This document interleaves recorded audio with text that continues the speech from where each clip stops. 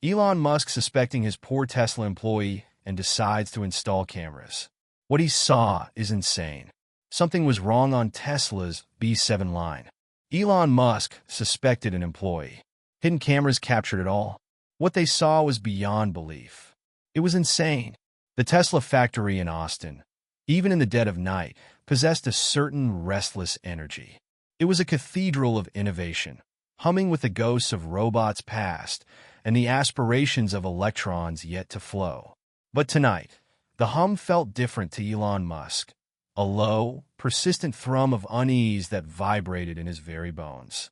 The vast, usually bustling hallways were silent, save for the faint whisper of the ventilation system, a stark contrast to the chaotic energy he thrived on. The antiseptic tang of industrial cleaner, deployed hours ago by the diligent night crew, still clung to the air, a sterile reminder of the human efforts required to maintain this technological marvel. He stood in his stark, minimalist office, the panoramic windows offering a glittering vista of the Austin skyline, a starkly beautiful backdrop to the turmoil brewing within him. His gaze, however, was fixed on the glowing screen of his monitor, the data a cold, hard slap of reality. Production line B7. For 3 agonizing months, its performance had been in a slow, steady decline, a silent sabotage of his ambitious targets. It wasn't a dramatic crash, not a fiery explosion, but a gradual erosion, like a slow leak draining precious resources. The energy consumption remained stubbornly consistent. The meticulously tracked labor hours were as they should be, yet fewer and fewer vehicles were making their way off the line. It was a riddle wrapped in an enigma, and it was driving him absolutely insane. A knot of frustration tightened in his chest. He rubbed his tired eyes, the blue light of the screen reflecting in their weary depths. This wasn't just about numbers. It was about the integrity of the machine, the precision he demanded, the relentless pursuit of perfection that defined Tesla. Something was fundamentally out of sync, a glitch in the matrix, and he wouldn't rest until he found it. A primal instinct, honed by years of navigating technological and entrepreneurial minefields, told him this wasn't a simple mechanical failure. This felt personal. He reached for his secure phone, the cold metal of familiar comfort in his hand. "Marcus," he barked into the receiver, his voice sharp and demanding, cutting through the late-night stillness. "I need you. Now." Within minutes, Marcus, head of security, a man built like a granite statue with eyes that missed nothing, stood silently before him.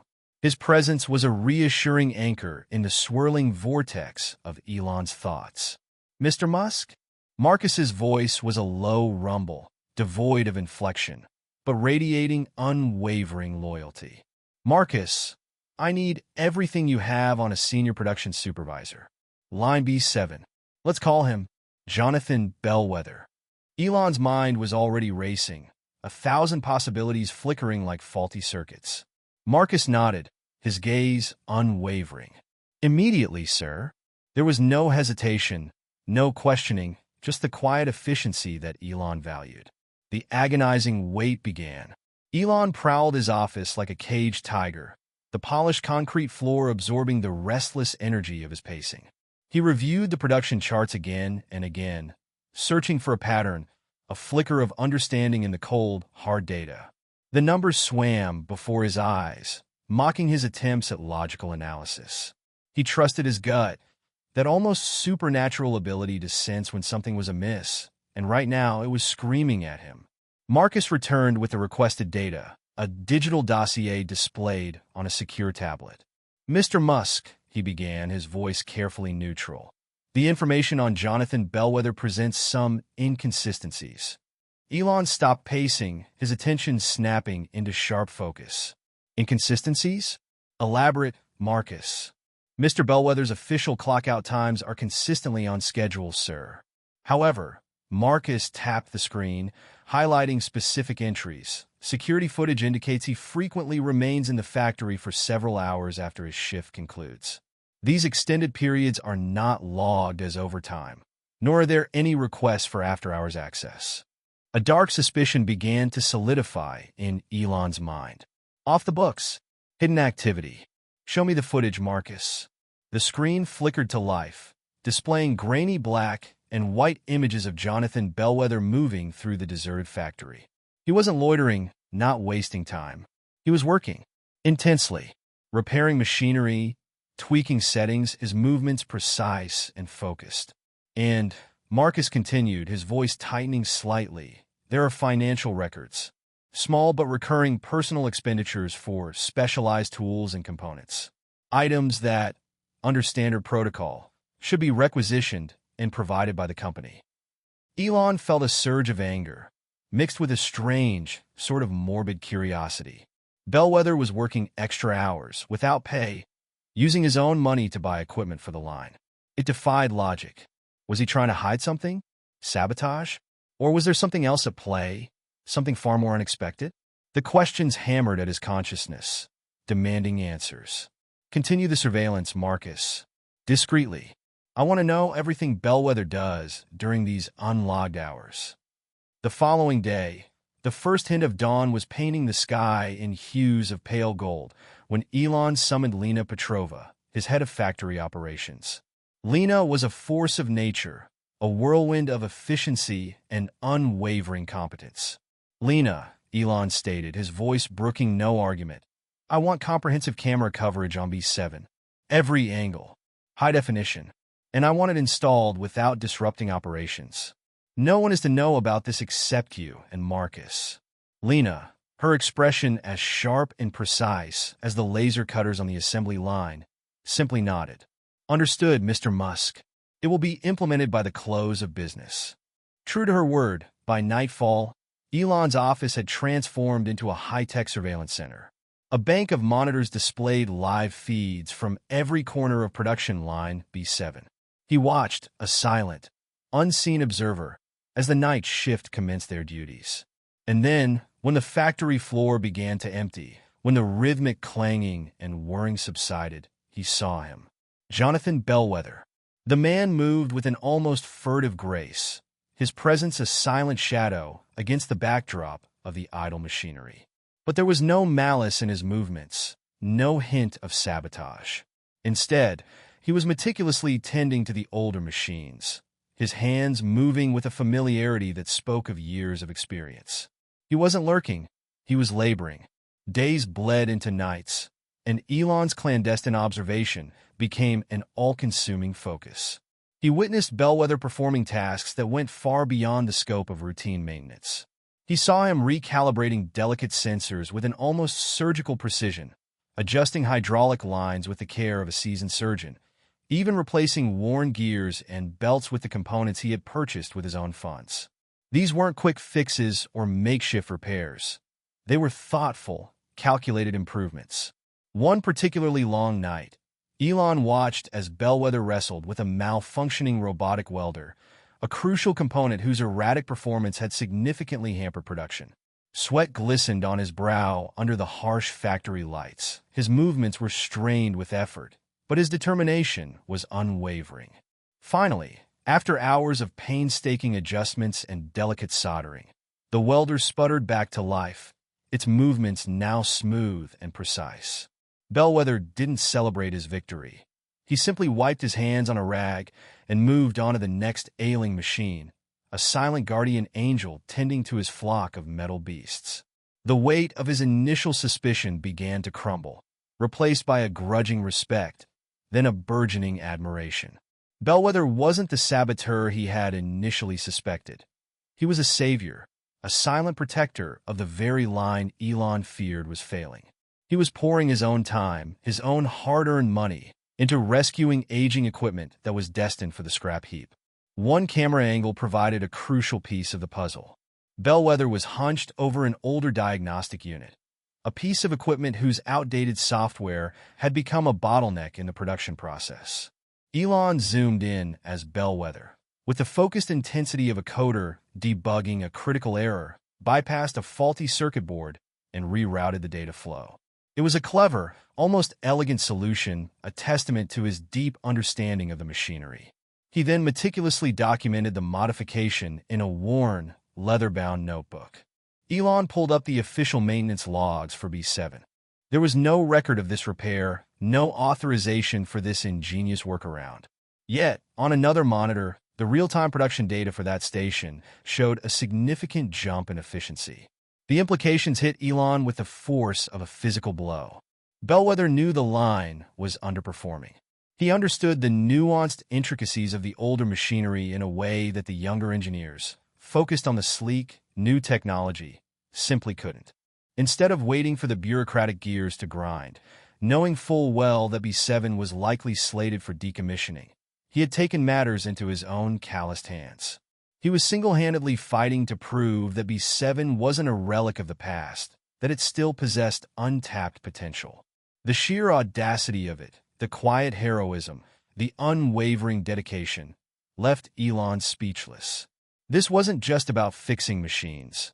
It was about a profound sense of ownership, a deep-seated pride in his work, a fierce loyalty to the line and the people who depended on it. And the potential financial impact. Elon's mind raced. If Bellwether could achieve these improvements on one isolated line, what could be accomplished across the entire factory with the right support and resources? Million. This unassuming man, toiling in the lonely hours of the night, was potentially saving Tesla a staggering sum. A wave of conflicting emotions washed over Elon. Shame at his initial suspicion, followed by an intense respect for Bellwether's unwavering commitment. He had almost dismissed this man, almost condemned him based on incomplete data and his own inherent bias towards the new and shiny. The confrontation, when it finally came, was inevitable. Elon summoned Jonathan Bellwether to his office. Bellwether entered, his shoulders slightly stooped, his eyes reflecting a mixture of weariness and quiet pride. "Mr. Musk? Jonathan, please have a seat." Elon gestured towards a chair, his voice surprisingly gentle. Bellwether sat, his large hands, calloused and marked with the grime of countless repairs, resting on his knees. Elon leaned forward, his gaze intense, but not accusatory. "Jonathan, we've been observing production line B7. A flicker of something, resignation perhaps, crossed Bellwether's face. We've noticed your extended hours. The purchases of tools and components, all off the books." Silence descended, thick and heavy. "Jonathan," Elon continued, his voice softening, laced with genuine curiosity, "why?" Bellwether finally met his gaze, his eyes holding a quiet intensity. "Because that line, Mr. Musk, it's not finished. Those machines, they still have good work left in them. They just needed someone to believe in them. Believe in them enough to spend your own money, your own time, without authorization. The paperwork, the requests, they take too long, Mr. Musk. By the time the approvals come through, the damage is done. The line slows down. People get frustrated. I saw what needed to be done, and I did it. You bypassed protocol entirely." Bellwether's jaw tightened. "Because the protocol was failing the line, Mr. Musk. Failing the people who rely on it. Failing Tesla." His voice gained strength, a quiet passion igniting within him. "We're not just cranking out metal, sir. We're building something important. And you can't build the future by throwing away the present just because something newer comes along. Sometimes the smartest innovation is fixing what you have, making it better."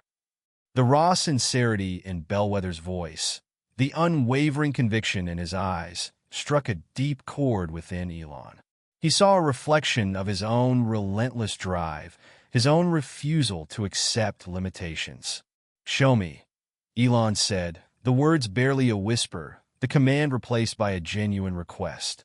And Bellwether did.